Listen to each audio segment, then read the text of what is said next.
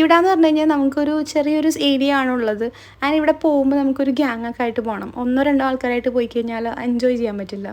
ഇവിടെ ഒരു ചെറിയൊരു പൂൾ സെറ്റപ്പാണ് എന്ന് പറഞ്ഞാൽ നാച്ചുറൽ ആയിട്ടുള്ളൊരു പൂളാണ്. അവിടെ നിന്ന് ഇങ്ങനെ ഒരു മലയുടെ പൊക്കത്തു നിന്ന് വെള്ളം ഒഴുകി വന്നിട്ട് ഈ ഒരു പൂൾ നിറയും. അങ്ങനെയാണ് അവിടുത്തെ ഒരു ചേച്ചി പറഞ്ഞു തന്നത്. ഒരു സോഫിയ എന്നൊരു ചേച്ചി ഉണ്ടായിരുന്നു. അപ്പോൾ ഇവിടെ ചെന്നപ്പോഴാണെങ്കിലും സെയിം അവസ്ഥയാണ്. വെള്ളമൊന്നുമില്ല ഈ ഒരു സ്ഥലത്ത്, കണ്ടില്ലേ? അത് നിറഞ്ഞ് കവിഞ്ഞ് കിടക്കുന്ന സ്ഥലമാണ് ശരിക്കും പറഞ്ഞാൽ.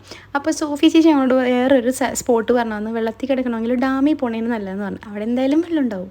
അവിടെ ചെന്നപ്പോൾ നോക്കുമ്പം ആൾക്കാരൊക്കെ ഒരു വലിയൊരു ഫാമിലിയും കുറേ ആൾക്കാരൊക്കെ ഇങ്ങനെ വെള്ളത്തിൽ കളിക്കുന്നുണ്ട്. നമ്മൾ ഇറങ്ങാൻ പോകുമ്പോൾ അവരിങ്ങോട്ട് പറഞ്ഞ് അട്ടയുണ്ട്, ഇറങ്ങണ്ട, ഞങ്ങൾക്ക് ഏറെയാണ്, നല്ല കടി കിട്ടുന്നുണ്ടെന്ന് പറഞ്ഞ്.